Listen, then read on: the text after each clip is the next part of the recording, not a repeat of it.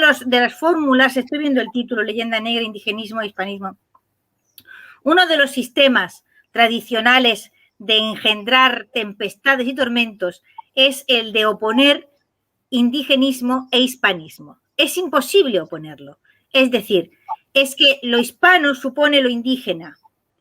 Absolutamente. No existiría sin lo indígena. No puede existir.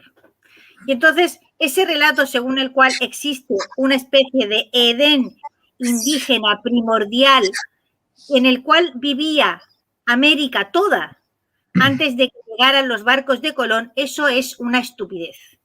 Lo que había en América, como lo que había en África y en Europa, pues eran distintas unidades de pueblos que contendían entre sí, se conquistaban unos a otros, se esclavizaban unos a otros y se peleaban, como siempre ha ocurrido y ocurrirá, me temo, por los siglos de los siglos. Amén.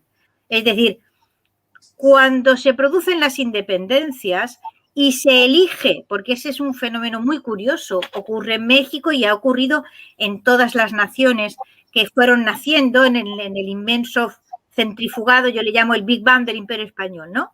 En aquel enorme centrifugado que empezaron a aparecer naciones, se construye un relato oficial desde que lo construyen las nuevas élites que gobiernan, las nuevas clases dirigentes, según el cual ese territorio era el territorio edénico, maravilloso, en el que vivía una etnia a la que se consideraba más significativa, pues por ejemplo en el caso de México, pues eran los aztecas, ¿no? Y en el caso de, pues en otros eran los incas o los mapuches, tal. Bien. Entonces se elegía a un solo pueblo que se transformaba en el paradigma del Edén indígena primordial y se eliminaba a todos los demás. ¿Por qué? Pues porque evidentemente en el periodo que llamamos la conquista, obsesivamente la conquista, siempre la conquista, ese enorme periodo virreinal de siglos parece que no fue otra cosa más que conquista, todo lo demás no existe, solo conquista, obsesión. Todos los demás pueblos que no eran ese fueron aliados de los españoles. Es decir, los españoles eran muy pocos, los españoles eran 4 y con la capacidad de transporte de la época, pues la cantidad de gente que podía ir a América era muy limitada. ¿Cómo se conquista Tenochtitlán? Y pongo el ejemplo más grande porque es el más tremendo de todos, ¿no? La conquista de Tenochtitlán.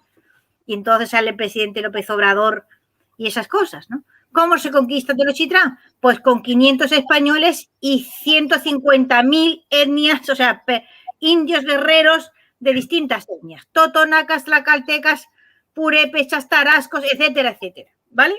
Cuyos descendientes siguen existiendo.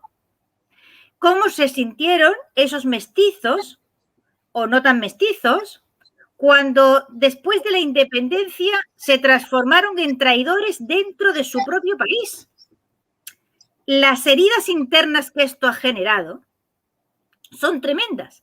Supone la negación de todo el componente indígena, que fue enorme, de aquellos pueblos que obviamente se aliaron con los españoles y con ellos pactaron y con ellos convivieron. Porque, claro, había que construir una división artificial en la que estaban los indígenas por un lado y los españoles por otro, ¿vale? Y o todo era indígena o todo era español. Había que negar 300 años de mestizaje activo.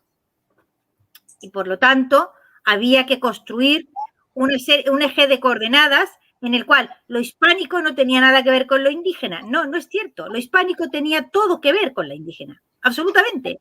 Y lo tuvo desde el primer momento, lo tuvo por necesidad vital. Es decir, porque el imperio español, la monarquía católica, como la queramos llamar, que siempre tenemos unos problemas terribles con los nombres, el imperio español existió porque supo aliarse con pueblos indígenas en América. Si no, no hubiera podido existir jamás, jamás.